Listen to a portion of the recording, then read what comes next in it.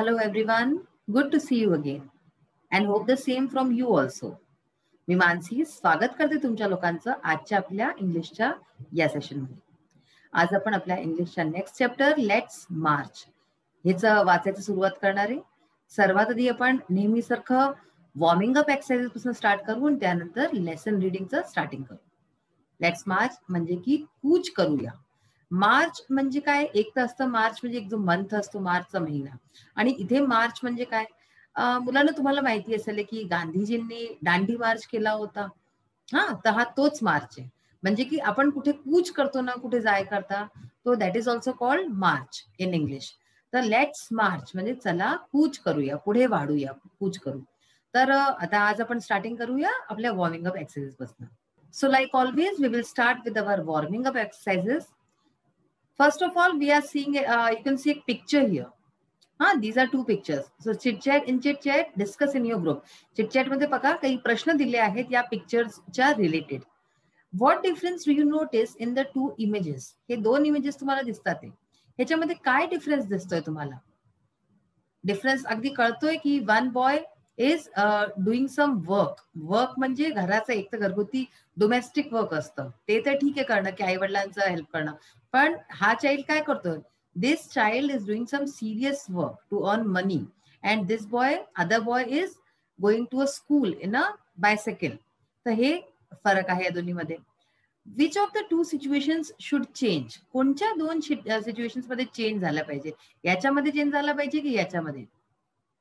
Of course ह्याच्यामध्ये change झाला पाहिजे. This child, the child who is working, he should go to the school. This is not the right age for him to work. ही त्याची उम्र नाही आहे, हा त्याचा वय नाही आहे की तो हे सगळे काम करे. त्याचं वय काय आहे का, की तो शाळेत जाय आणि अभ्यास करे. How and when can the situation change? कशी ही सिच्युएशन चेंज होईल? When this child will go to school, the situation will change. And आणि काय करू शकतो आपण याच्याकरता? We can convince the parents of this child to send him to the school, and then the situation can change. How can you as a student contribute and help make a difference to the needy children? तुम्ही age a student, as a विद्यार्थी, तुम्ही काय करू शकता आपलं contribution difference कराय करता, की नीडी चिल्ड्रन जे असतात, ज्यांना जरूरत असते अभ्यासाची, जे नाही पडली खूप आवड, त्यांच्याकरता काय करू शकताय? तर we as a student we can contribute by allowing them to read. म्हणजे त्यांना त्यांच्याकरता काही असं करायचं, त्यांच्या आईवडिलांना समजवायचं, आणि तुम्ही जे काही करू शकता, तुम्ही घरी बसले सुद्धा तुम्ही त्यांना अभ्यास करावू शकता आणि त्यांच्या पेरेंट्सला कन्व्हिन्स करू शकता. We can convince them to send the children to the school. अशा प्रकारे हे होऊ शकतं. A good, well-organized speech contains the following characteristics and steps. म्हणजे की एक जी चांगली स्पीच असते, पहा तुम्हाला लोकांना स्पीच लिहायला येते एक्झाम्स मध्ये, तर स्पीच जी असते, जी वेल ऑर्गनाइज म्हणजे नीट प्रकारे लिहिलेली, त्याच्यामध्ये हे चांगले हे जे कॅरेक्टरिस्टिक्स असतात हे असतात आणि स्टेप्स असतात त्याच्यात. A speech should be well plan. Speech जी तुम्ही बोलताय, असं तर नाहीये की तुम्ही एकदमशी स्टेजवरती गेले आणि बोलून दिलं, तर ती वेल प्लॅन्ड असली पाहिजे. The language use should be suitable to the audience. जी ऑडियन्स बसली आहे त्याच्या हिशोबाची लँग्वेज असली पाहिजे. लँग्वेज चांगली असली पाहिजे, व्यवस्थित, आणि ऑडियन्सच्या हिशोबाची असली पाहिजे, की त्यांना समजत येईल. It should have the right duration. Duration बहुत जरुरी आहे, म्हणजे किती वेळाचा असे हेही आपण पाहतो स्पीच मध्ये. आता जसं की तुम्ही लिहिताय, तर लिहायमध्ये नॉर्मली काय, तर वर्ड्स दिले असतात तुम्हाला, की भाई इतक्या वर्ड्स मध्ये तुम्हाला लिहायचे, तर त्या वर्ड्सचं. आणि जेव्हा तुम्ही स्पीच देताय, बोलतात आहे, तेव्हा ड्युरेशनचं लक्ष ठेवतात, की भाई 5 मिनिटात 7 मिनिटात एवढं संपलंच पाहिजे. It should be supported with good examples, episodes और व्हिज्युअल एड्स वेअर पॉसिबल. जेव्हा तुम्ही स्पीच देताय तेव्हा त्याच्यात तुम्हाला चांगले एक्झाम्पल्स दिले पाहिजे, उदाहरणं, एपिसोड्स और व्हिज्युअल एड्स, किंवा जर पॉसिबल असेल तर तुम्ही व्हिज्युअली पण त्याच्या काही पॉवर पॉईंट प्रेझेंटेशन वगैरे दाखवू शकता स्पीच मध्ये. ते आणि जास्त त्याला इफेक्टिव्ह बनवतात.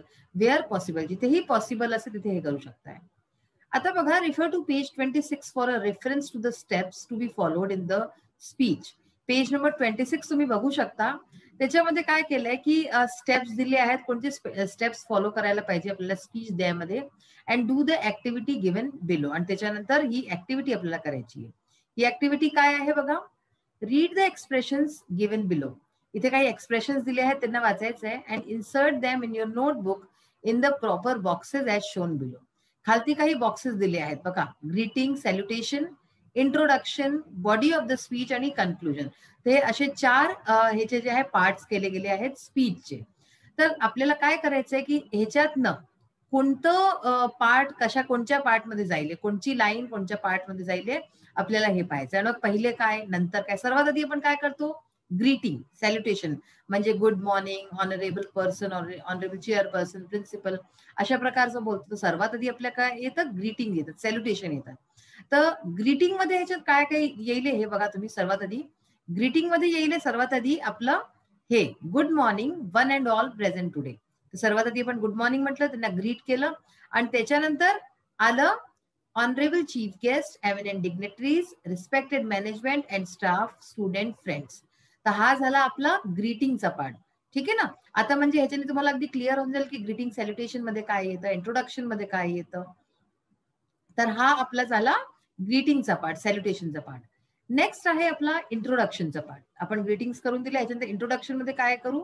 इंट्रोडक्शन मध्ये सर्वात आधी if we think about the situation around us we notice that, म्हणजे हे एक त्यांनी इमॅजिनरी लाईन लावून दिली. या लाईन्स जे आहेत ते तुम्ही आपल्या कोणत्या स्पीच मध्ये सुद्धा युज करू शकता. या एकदम म्हणजे की नॉर्मल लाईन्स आहे की आजच्या सिच्युएशनच्या बाबतीत जर आपण सोचू तर वी नोटिस दॅट, आणि ह्याच्यानंतर तुम्ही आपलं जे तुम्हाला लिहायचं, ज्या बाबतीत तुम्ही लिहिता ते लिहू शकता. नेक्स्ट आहे एल वरती आहे let me explain this to you. मग तुम्ही एक्सप्लेन केलं, ठीक आहे, कोणचं प्रोवर्ब वगैरे देऊन आणि हे करून सुरुवात केली, मग एक्सप्लेन केलं. त्यानंतर आलं today I would like to put forth my views on. आता तुम्ही डायरेक्टली आले की मी आज माझे विचार व्यक्त करणार आहे. तर मी हे सांगते today I would like to put forth my views on. आणि त्याच्यानंतर आलं imagine what will happen after 10 years, की सोचा 10 वर्षानंतर काय होईल. तर हे जे 4 पॉइंट सांगितले KL आणि GA, तर हे कशात येऊन गेले, हे आले इंट्रोडक्शन मध्ये. याच्यानंतर येतं बॉडी ऑफ द स्पीच. जी बॉडी आहे स्पीचची ती बघा काय आहे. ह्याच्यामध्ये येतं सर्वात आधी येईल the renowned personality XYZ says. म्हणजे की आता आपण एक कोणाचं उदाहरण दिलं की ह्यांनी असं म्हणतं, जसं आपण म्हणतो ना की महात्मा गांधी हॅज सेड, किंवा आणि कुणाचंही नाव तुम्ही घेऊ शकता, जसं मोदीजींचंही नाव घेऊ शकता की prime minister Narendra Modi says. तर अशा प्रकारचं. नेक्स्ट आहे डी मध्ये आहे पहा the research report says that. ह्याच्यानंतर आपण जर असा कोणता टॉपिक आहे तुमचं ज्यात कोणतं रिसर्च वगैरे झाले आहेत असं काही, तेही तुम्ही घेऊ शकता. तर हे सगळे काय झाले, मेन पार्ट झाला तुमच्या स्पीचचा, हा बॉडी झाला. त्याच्यानंतर येतं ई मध्ये आहे I don't understand why we are so negative about this issue.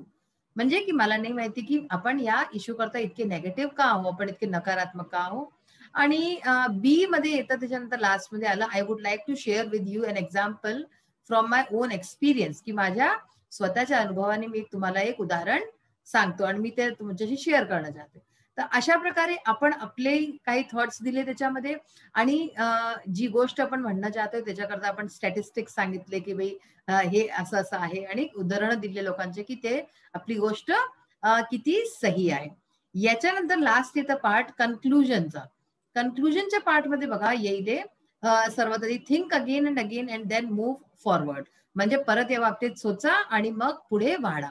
आणि लास्ट मध्ये येईल जे I would like to express my gratitude towards the organisers of this function for giving me this opportunity. म्हणजे की मी आभार व्यक्त करणं चाहतो की मला हे बोलायचं इथे मौका दिला वगैरे. आणि त्याच्यानंतर लास्ट मध्ये आपण काय बोलतो, थँक्यू. ठीक आहे. तर अशा प्रकारचं ग्रीटिंग, इंट्रोडक्शन, बॉडी आणि कन्क्लुजन आपण जे आहे हे करू शकतो ह्याच्यातनं. आणि ह्याच्यात तुम्हाला जे आहे तुम्ही जे ऍक्च्युअल मध्ये स्पीच लिहाले त्याच्याकरताही तुम्ही आरामाने करू शकता. आता बघा लेट्स मार्च, ह्याचं मी तुम्हाला आज इंट्रोडक्शन सांगते. हे जे आहे ऍक्च्युली हे एक स्पीच चा पार्ट आहे, स्पीच आहे ही कैलाश सत्यार्थीची. कैलाश सत्यार्थी यांना नोबेल प्राइज मिळाला होता, तेव्हा त्यांनी ही स्पीच दिलेली होती. ह्यांना नोबेल प्राइज का मिळाला होता, ह्यांना नोबेल प्राइज मिळाला कारण की ह्यांनी चाइल्ड लेबर, जे बाल मजूर असतात त्यांच्याकरता खूप काही केलं. त्यांना खूप मुलांना छुडवलंय. आणि अजूनही हे आहेत आपल्यामध्ये सोशल ऍक्टिव्हिस्ट आहेत, फार मोठे हे समाजसेवा करतात, समाजसेवक आहेत, समाजचे कार्यकर्ता आहेत. म्हणजे अशा प्रकारचे कामं करून त्यांनी खूप नाव कमवलंय. ह्यांना विभिन्न प्राइजेस मिळाले आहेत खूप सारे, आणि खूप ह्यांनी यश कमावलं आहे. आपल्या भारताचे आहेत, फार आपल्याकरता गर्वची गोष्ट आहे. तर ह्यांना जेव्हा नोबेल प्राइज मिळालं होतं तेव्हा त्यांनी हे जी स्पीच तुम्हाला दिसते ही त्यांनी म्हटली होती. पहिला पार्ट आज आपण इथून मी हा सुरू करून देते. My dear children of the world, your majesties, your royal highness, excellencies, distinguished members of the Norwegian Nobel Committee, dear brother Tom Harkin, brothers and sisters, and my dear daughter Malala. तर अशा प्रकारे ह्यांनी काय केलं आता हे दिस is introduction है ना, ह्यांनी हे इंट्रोडक्शन दिलं. आता तुम्ही वाचलं होतं ना की ग्रीटिंग दिलाय, ग्रीटिंग आहे. So all this is greetings. तर हे ग्रीटिंग दिली सगळ्यांना की माझे प्यारे मुलं, पूर्ण विश्वाचे मुलं, आणि जितकेही खूप मॅजेस्टीज म्हणजे राजे आणि महाराजे आले होते, एक्सलेन्सीज आले होते, members of Norwegian Nobel committee, dear brother Tom Harkin, आणि सगळे जितकेही लोक होते, आणि and my dear daughter Malala, Malala Yousafzai. आज मी तुम्हाला एक काम देते, मलाला युसुफजई ह्याच्याबद्दल तुम्ही जे आहे, जर तुम्ही ऐकलंय तर बहुत चांगली गोष्ट आहे, नाही ऐकलंय तर नेटवरनं ह्यांची पण या मुलीची तुम्ही काढा की काय आहे ही, म्हणजे काय हिने केलंय, काय असं महान काम केलंय. यांना सुद्धा नोबेल प्राइज मिळालेलं आहे. तर आजचा आपला हा पार्ट आपण आता इथे स्टॉप करतो. नेक्स्ट पार्ट मध्ये नेक्स्ट सेशन वाचू. पण आता आपण इंग्लिश वर्कशॉप पासून स्टार्ट करूया. So we will start with question number 5 of English workshop. Find out the describing words used for the following nouns and make your own sentences by using any 3 combinations. इथे काही शब्द दिलेले आहेत नाउन्सचे, आणि त्याच्यामध्ये आपल्याला काय करायचं, डिस्क्रायबिंग वर्ड्स म्हणजे की ऍडजेक्टिव्ह ऍड करायचे आहेत आणि मग सेंटेन्स बनवायचा आहे. कोणत्याही 3 वर्ड्सच्या, 3 म्हणजे की फ्रेजेसचा जे आपण बनवले कॉम्बिनेशनच्या. पहा इथे दिलंय सॅक्रिफाईस. सॅक्रिफाईस म्हणजे काय असतं, त्याग, supreme sacrifice.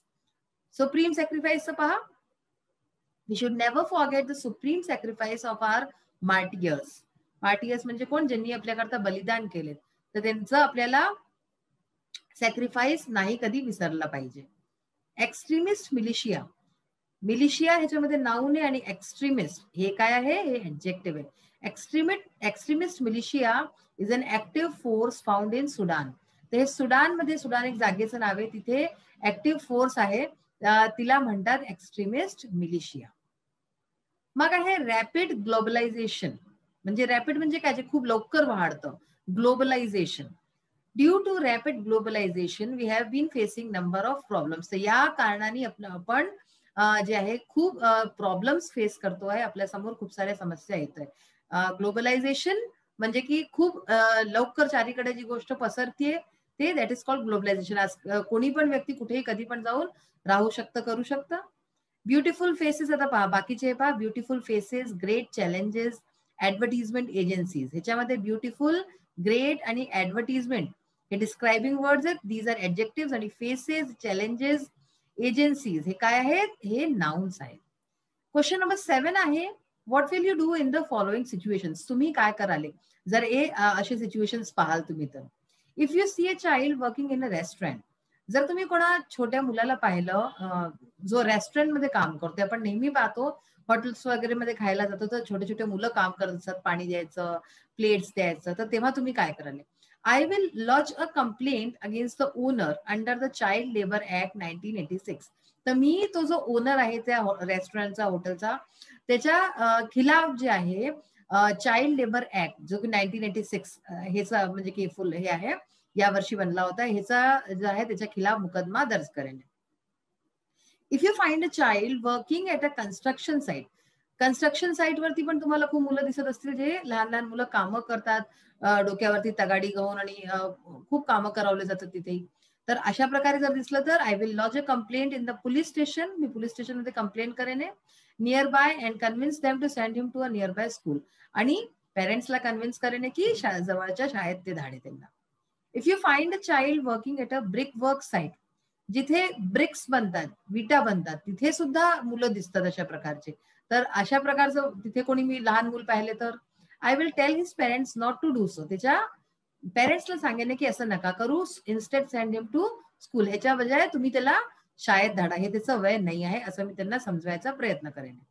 If you come across a beggar child. जर तुम्ही कोणी भिकारी मुलाशी, मुलगा तुमच्या समोर आला, मुलगा किंवा मुलगी, भिकारी लहान मूल कोणी आलं जो भीक मागतोय, I will tell the child it is not good to beg. तर मी तेव्हा त्या मुलाला किंवा मुलीला सांगेन की हे चांगलं नाही आहे हे असं भीक मागणं.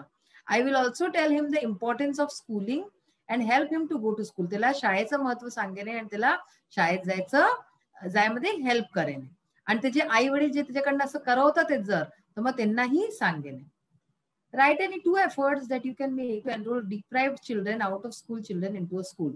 असे 2 काही एफर्ट्स लिहायचे, प्रयत्न लिहायचे जे की तुम्ही करू शकता, ताकी जे अशा प्रकारचे पिछडलेले मुलं आहेत किंवा शाळेतनं निघालेले मुलं आहेत, ते शाळेत जाऊ शकेल. I will persuade parents of such children to send them to school. अशा मुलांच्या पेरेंट्सला मी सांगेन की त्यांना शाळेत धाडा. I will tell them the importance of education. त्यांना शिक्षणाचं महत्व सांगेन इन देअर लाईफ, त्यांच्या जीवनात.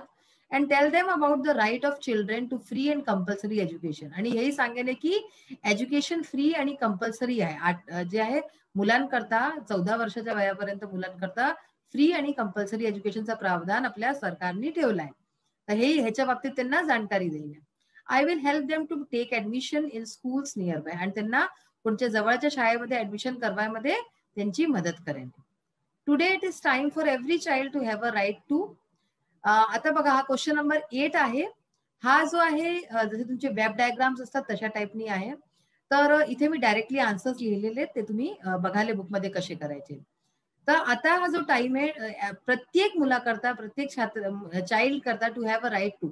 राईट कसले राईट्स असले पाहिजे त्याचा, म्हणजे राईट्स म्हणजे अधिकार. कसला अधिकार असला पाहिजे? एज्युकेशन, लाईफ, एज्युकेशन म्हणजे शिक्षा, लाईफ म्हणजे जीवन, इक्वॅलिटी म्हणजे समानता, पीस म्हणजे शांती, सेफ्टी म्हणजे सुरक्षा, फ्रीडम स्वतंत्रता, हेल्थ म्हणजे स्वास्थ्य आणि डिग्निटी म्हणजे सन्मान. या सगळ्याचा हक्क, या सगळ्याचा अधिकार जे आहे ते मुलांचा आहे. या सगळ्यांवरती मुलांचा हक्क आहे. Make a list of Indian Nobel laureates. जर इंडियन्स जे आहे ज्यांना की नोबेल प्राइज मिळालेला आहे, नोबेल लॉरिएट्स म्हणतात त्यांना, तर त्यांचं नाव सांगायचं आहे. तर पहा, रवींद्रनाथ टागोर, सी.व्ही. रमन, अमर्त्य सेन अशा प्रकारचे या लोकांना मिळालेले आहेत नोबेल लॉरिएट्स.